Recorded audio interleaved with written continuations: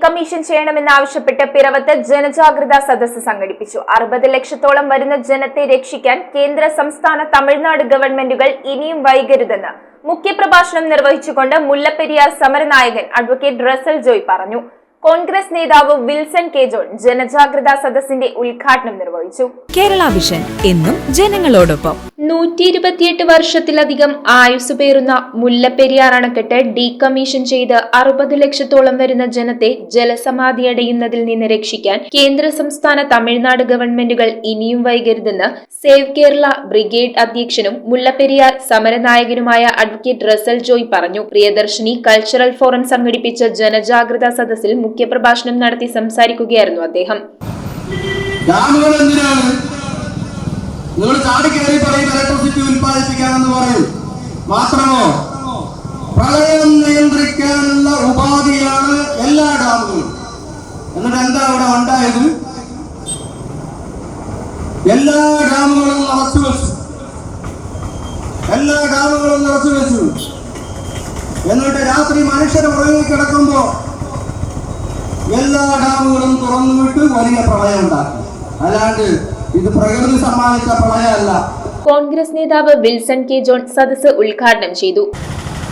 ആ മുല്ലപ്പെരിയാർ ഡാം ഈ കാലപ്പഴക്കം കൊണ്ട് അതിന്റെ നമുക്ക് പുറമേ നിന്ന് നോക്കിയാൽ വളരെ മനോഹരമായി അറ്റകുറ്റപ്പണികളൊക്കെ ചെയ്ത് പൂർത്തിയാക്കി മനോഹരമായി വിലയിരുത്തുന്ന ഡാം, അതിലേക്കൊന്ന് ചെന്ന് പരിശോധിക്കാൻ ആരെയും തമിഴ്നാട് അനുവദിക്കുന്നില്ല എന്നത് വേറൊരു വ്യക്തമായ സത്യം.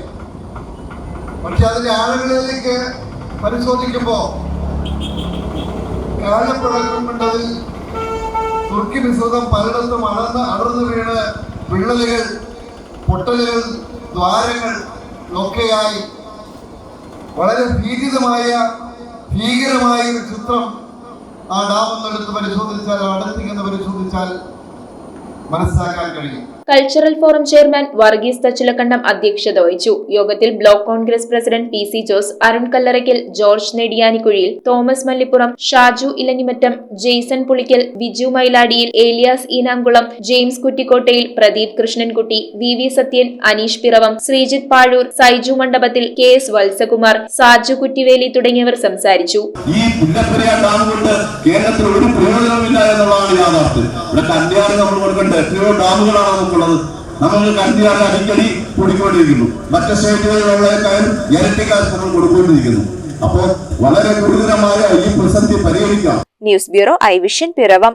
IT രംഗത്ത് തൊഴിലുറപ്പാക്കാം Kerala Vision Institute of ടെക്നോളജിയിലൂടെ.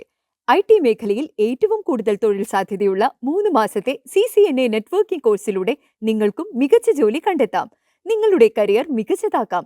ISP സാങ്കേതിക പരിശീലനവും മികച്ച സാങ്കേതിക വിദഗ്ധരുടെ സേവനവും ആധുനിക സൗകര്യങ്ങളോട് കൂടിയ ലാബുകളും ഹോസ്റ്റൽ സൗകര്യങ്ങളും കഴിവുറ്റ വിദ്യാർത്ഥികൾക്ക് നൽകുന്ന 100% placement Kerala Vision Institute of ടെക്നോളജിയെ വേറിട്ടതാക്കുന്നു. രാവിലെയോ വൈകിട്ടോ ഉള്ള ക്ലാസ് തിരഞ്ഞെടുത്ത് ഉടൻ തന്നെ നിങ്ങളുടെ സീറ്റ് ഉറപ്പാക്കൂ. Kerala Vision Institute of Technology, near railway station, Puthukkad.